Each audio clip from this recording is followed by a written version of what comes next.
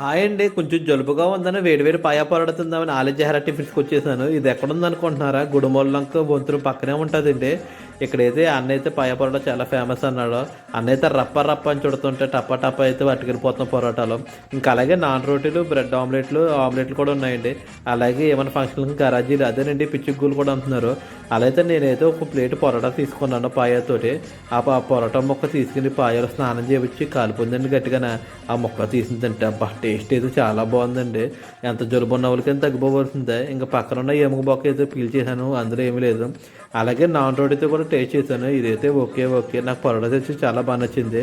ఇంకా అలా అయితే పాయ అయితే ఫుల్గా తాగేసాను రొంప తగ్గడాకే. ఇంకా అవుట్ ఆఫ్ సిలబస్ లాగా నాకైతే ఈ బ్రెడ్ ఆమ్లెట్ కనబడిందండి. టేస్ట్ చేస్తే అదిరిపోయిందండి బాబు, నాకు చాలా బాగా నచ్చింది. ఇంకా అలాగే బ్రెడ్ ఆమ్లెట్ తిరిగి వదిలి నాకు ఏదో తినాలనిపించిందండి. ఆ పక్కన ఉన్న సాస్తో అయితే మొత్తం కొట్టేశానండి.